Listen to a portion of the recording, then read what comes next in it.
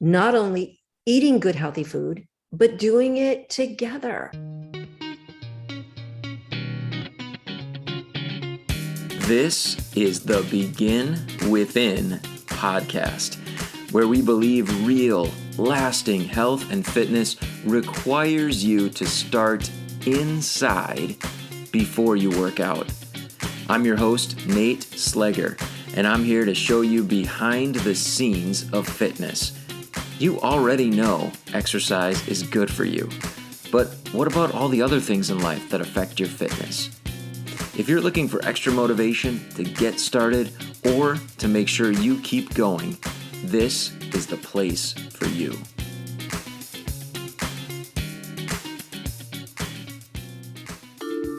Produced by BeginWithin.fit.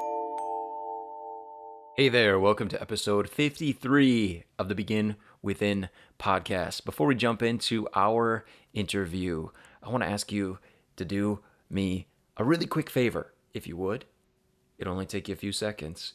If you haven't already, please rate and review this show on your podcast player. Lots of podcast players give the opportunity to give it 5-star rating, if that's how you feel about it. And also some let you write a review. If you're listening on Apple Podcasts, for example, you have the opportunity to type a little message about how awesome this show is and about all the great things that you've learned. If you wouldn't mind doing that for me, it would mean so much. And the reason I'm asking you to do it is podcast players prioritize shows that have more interaction from listeners. So if you rate and review this show, when the next person comes along and searches for a weight loss, health, or fitness, they're more likely to have the Begin Within podcast in their results. If you've already rated the show, thank you so much.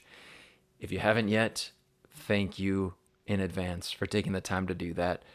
Put the show on pause or flip over on your phone and do it right now. Thanks so much. All right, let's dig into our episode for this week. We've got Lynne Bowman back on the show. You might remember her from episode number 45. She was talking about her book, Brownies for Breakfast. And that book is still available. I will link to it in the show notes. And of course, that episode is still available. If you really appreciate Lynne's message and you want to check it out, please go back, take a look at episode 45. Here are a few things that I think you will take away from this episode. Just a few gems for you to listen closely for. Lynne's going to talk early on about a parent's main job. Listen for that. She's also going to talk about the value of eating at the table. Something we've talked about before. She's got a fresh take on it. I think you're really going to appreciate it. And then finally, she talks about getting kids involved in the process and how you can do it, why you should do it, why it's so beneficial, not just for them, but also for you as a parent who's trying to be healthy. She's also going to talk about being busy. And I think you'll agree, we're all very busy. I haven't really heard anyone lately tell me that they're bored, that they're just not busy enough. They wish they were busier.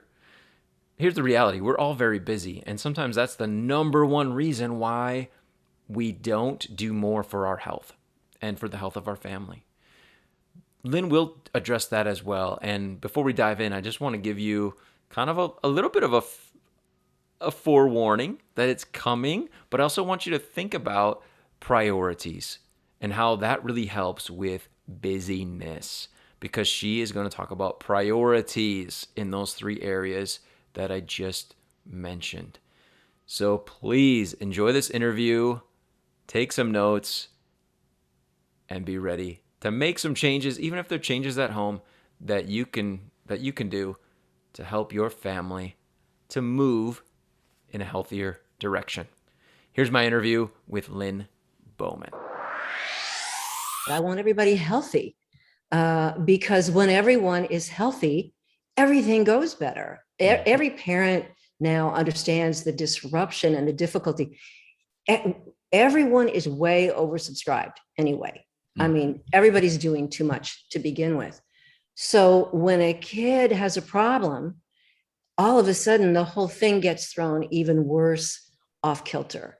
And I, as a single parent back in the day, I had three little ones, like boom, boom, boom, three in a row. And so I get it, absolutely. And of course, we all know that kids are little petri dishes. They are going to give each other all these little things, the colds that come around. They lick each other and eat each other's sandwiches and all this stuff. So that's how that happens. But I feel deeply that your responsibility as a parent is to do, and I don't think people are going to argue with me about this, is to do everything you can do to keep your kids healthy. But also, let's add to that, you got to do everything you can do to keep yourself healthy. And nothing is more important to that than what you're eating. And I think that with all the busyness going on now, everybody has to have two languages and three sports, and you're singing in the choir, and the kids are all they're going different directions, and you're spending your lives in the car hauling these little boogers around doing all this stuff. Well, what's been thrown out of the Conestoga wagon is, I would argue, maybe the most important thing of all, and you've ditched it. And that's not only eating good, healthy food, but doing it together, doing it at the table. Because food isn't just food. Food is culture and connection, and not only connection with each other, but connection with the earth and connection with your family, greater family, and your friends and the people down the hall. When you have people at your table, you're teaching your children how to be human.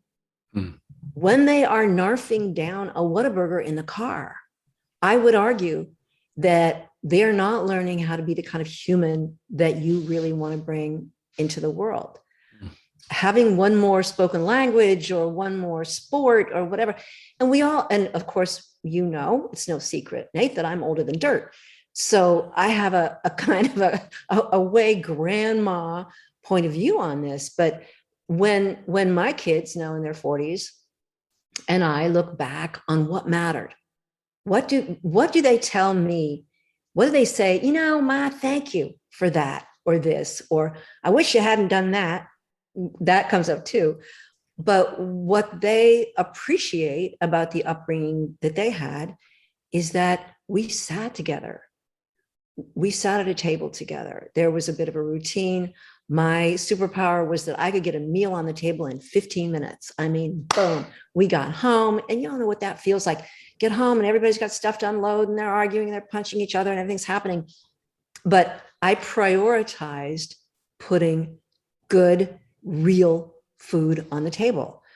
And you have asked me, well, where did that come? Have you always been like that? Yeah. I was a hippie, dude. I mean, I graduated in 1964 from high school. So I graduated right into little calico dresses, and, I wanted to raise my own food and be connected with the universe and all that stuff that all of a sudden, and I wanted to light all of what used to be on fire. And we did some of that. But somehow I had got the message, and I had begun reading fairly early, Adele Davis and some other people, about what food really was meant to be. And you also know, I think, that my mother died when I was 18, which I mentioned because it changes your life. Losing a parent, especially your primary caregiver, parent, mom, at an early age does so many. I mean, the whole course of your life changes. But one of the things that was her gift to me was that I was determined I was never going to leave my kids if I could help it. I was going to be there for them. And I knew that sometimes things happen. You can't always help it. But I wasn't going to leave because of some negligence, because of something that I could fix or change. And as parents, you have control, you have power. You may say, well, yeah, but no, you have enormous power to influence this in your kids and yourself. And I've also joked with you about the fact that I know lots of people who spend a great deal more time and energy and money making sure that their poodle has better food, Right. better nutrition, and they won't let them eat this or that. And they really want, and don't give them treats that aren't good for them. Well, how about that for your kids? Yeah. And the things that I prescribe, if you will, in my book and in person, people ask me, what are the things you would change? What are the first 1, 2, 3 things that you would advise people to do or to do differently when they feed kids? I've already said, 1, sit at the table, sit, don't eat standing, sit, use utensils. So that's the thing. Yeah. Can I interrupt you for just a sec? Because it's hard, but go ahead and try. One of the last times that we talked, you talked about the table in such a way that I was just like, wow, like it was I don't know, it was just like the hub of everything for the family. And you mentioned some of the things you even learned at the table. Yes. Like, yeah. Tell me a little bit about that. Like what's so important about the table? Well, to me, a table is a holy place. And if you look around at what goes on in the world, when you want something to happen, when you really want to get together and make a decision or influence someone, you don't sit side by side. You don't stand up and you sit at a table across, hopefully, a small table, and you offer food. And it's it's old, but it's true that when people refuse your food, they are refusing to negotiate with you, refusing to deal with you.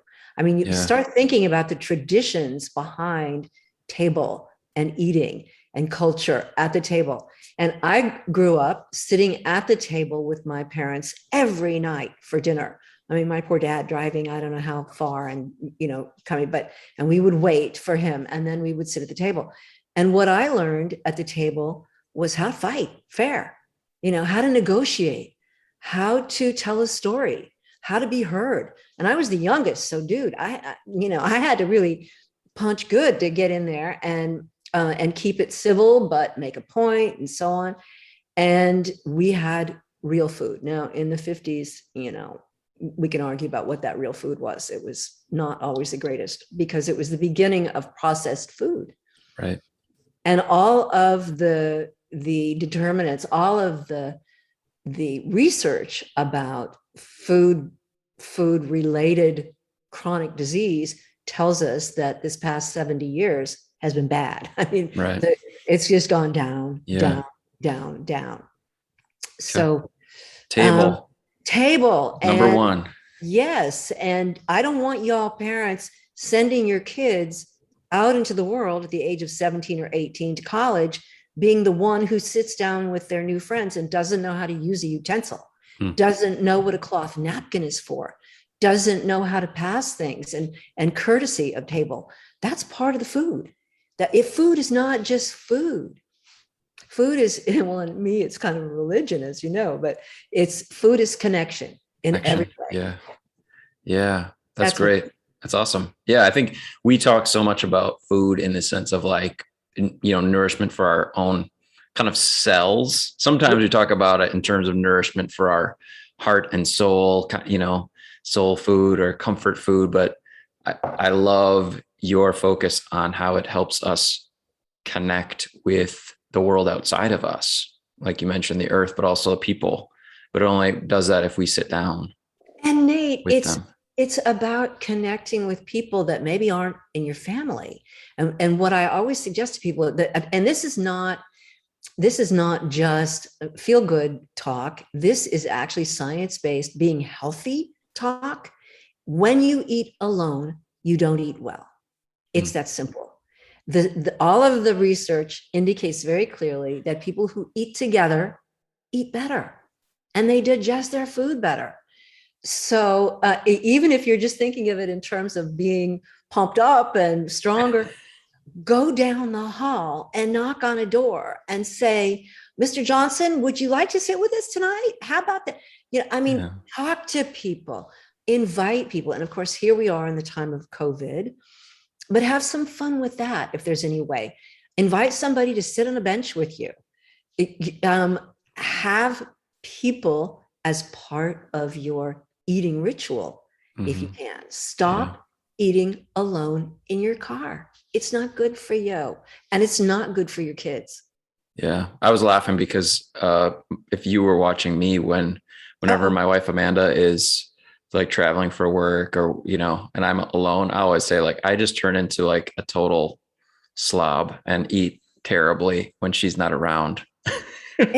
And that's exactly what and if you've seen the statistics on how many people are now living alone, not married, not mated up, and everybody, I mean, it is an epidemic, literally, of loneliness. And you might not even think of it as being lonely.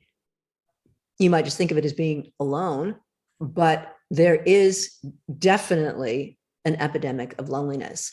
So I'd like to suggest that each one of you, and demo this for your kids, show your kids how to show love to the community.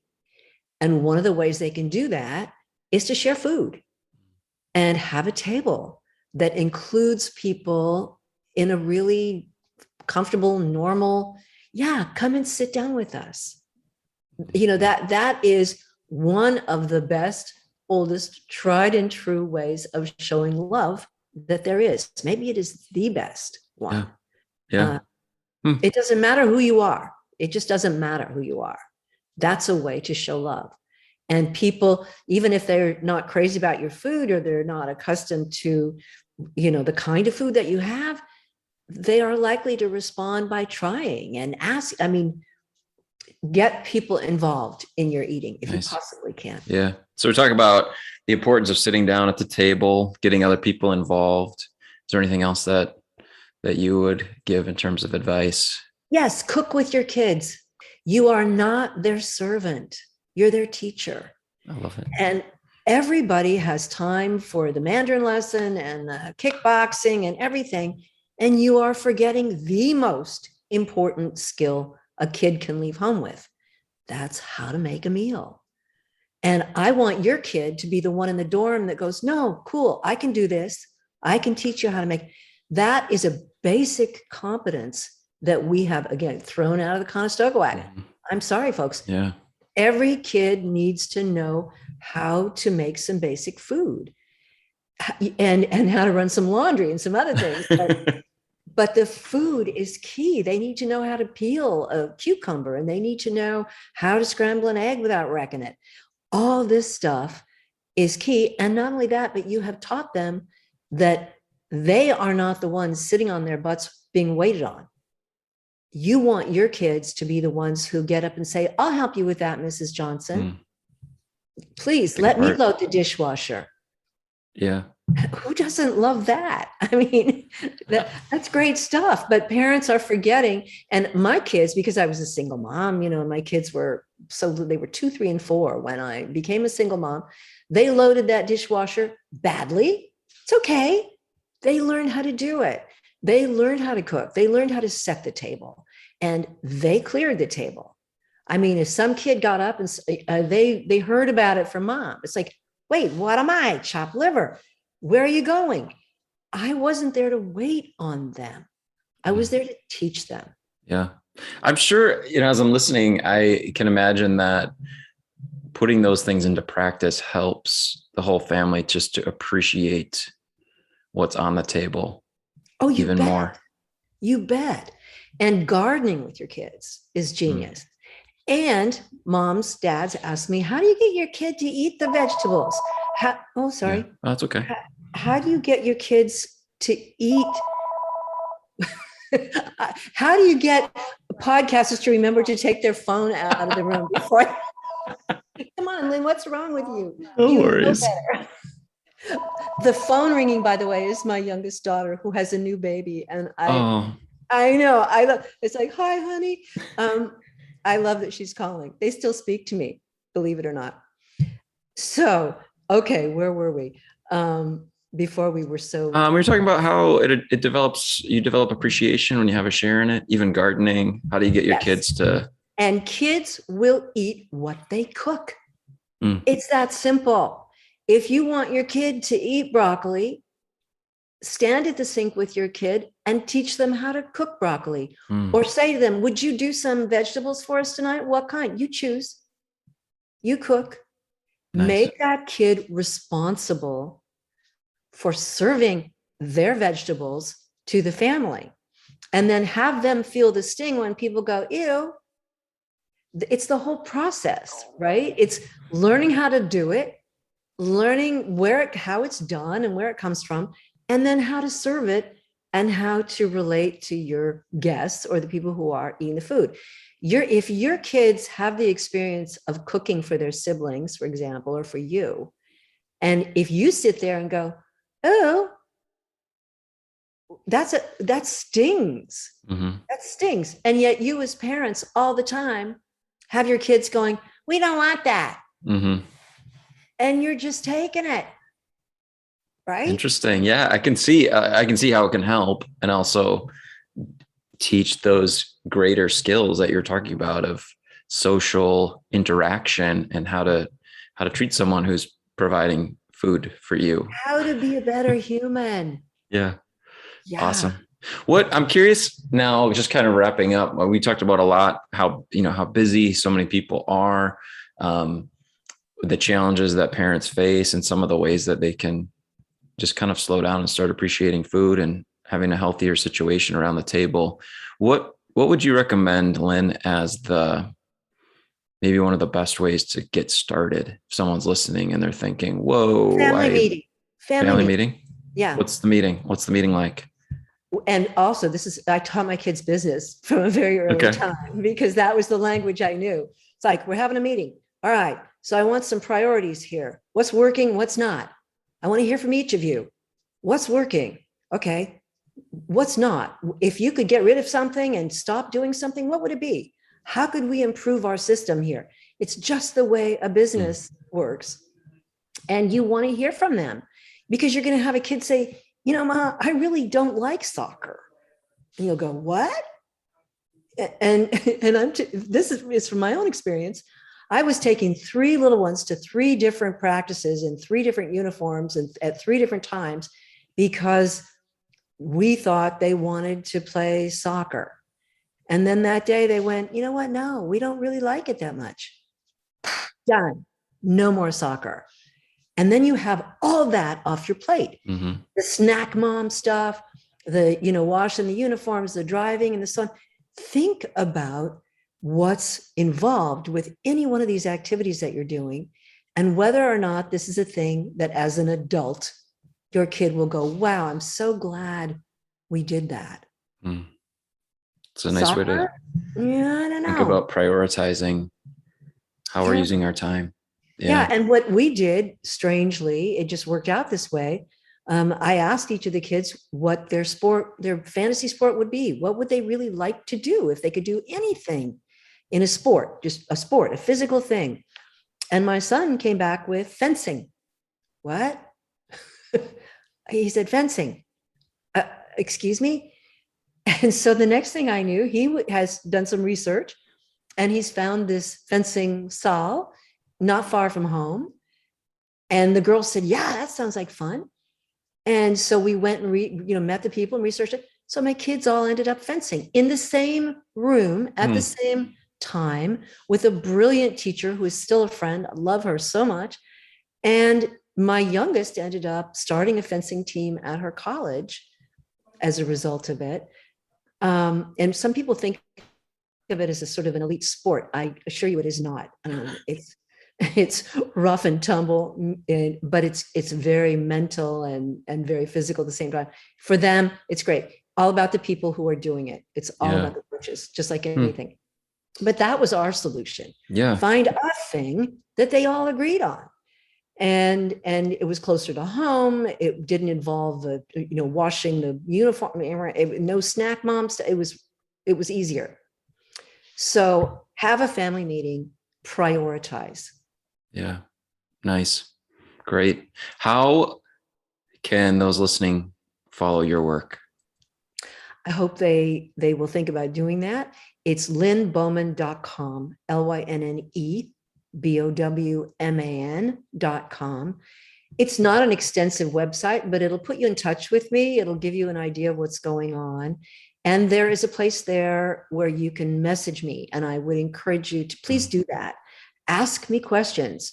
I'll do a YouTube for you if you ask me a thing. And if you look at my YouTube, you'll see that I have a lot of parenting stuff on there that is a response to people's questions. Mm-hmm.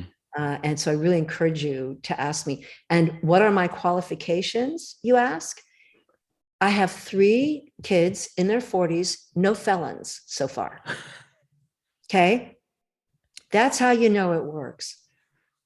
Awesome. They have Awesome. survived. And they're all independent, by the way. Very independent. Beautiful.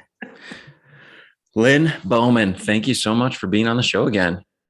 Nate, I'll come back and be here with you whenever you ask me. I love this.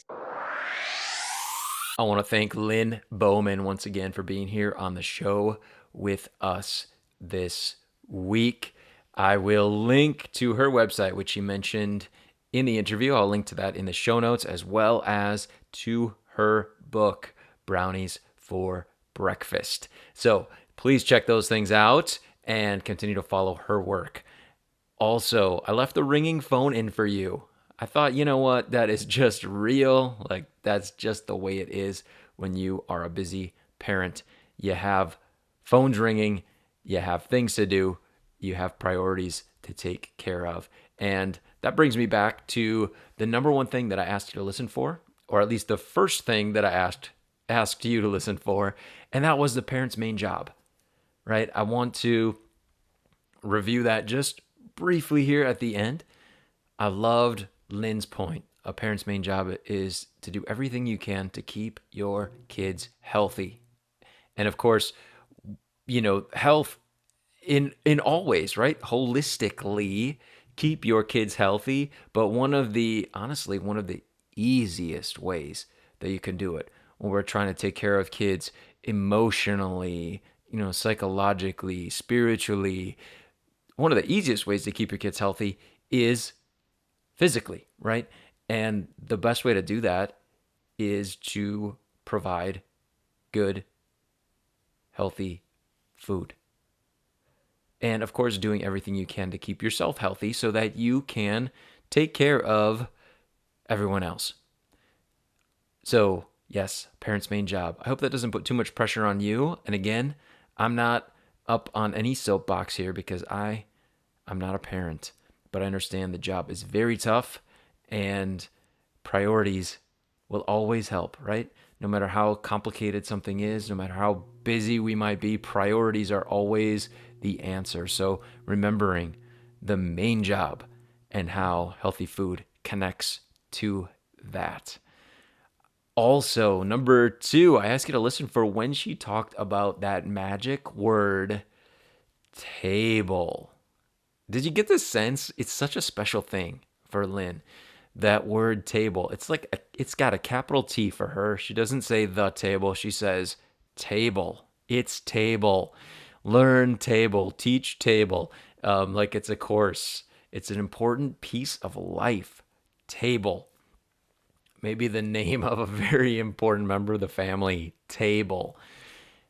And around that table, what is happening? Of course, in the center would be the food. But around the table is connection. Around the table is learning. Around the table is relationships, and how meals together help to teach your children how to be better humans. And I couldn't help but really think about that for myself growing up. I was blessed to be part of a family where we sat down every single night, just about every single night. Sometimes on the weekends, it was a little bit of a free-for-all Friday nights. If you've listened to the episode, you know that we had kind of fun food night, but otherwise we were at the table. And, it's interesting to Lynne's point. the things that I learned around the table about how to interact with people, how to deal with people's frustrations and feelings. There are certainly times when someone got upset and maybe left the table, and how to repair those relationships. Like, it all happened there in the dining room. And looking back, it's interesting to think about all the things that I learned at the table, being at the table around that food. Food is connection. What a cool takeaway from this interview.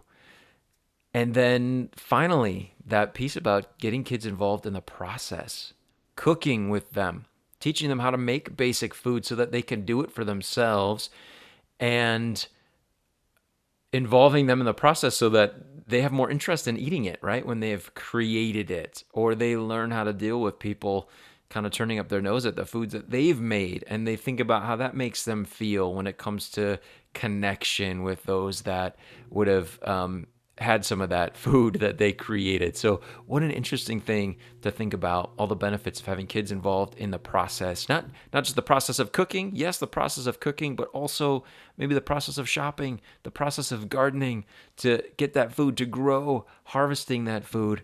Wow, what an impact that would have. So the question is, what are you demoing? What are you teaching kids by your example? Are you communicating to them that eating healthy food is possible? Or does your behavior teach them that healthy cooking is just plain too hard to do? Because if that's what they're learning right now from you, that's what they're going to believe. That's what they're going to believe as they grow up, that healthy eating is just too hard, that the quick fixes, the less healthy food is actually the only thing that's feasible. It's the only thing that's practical to do.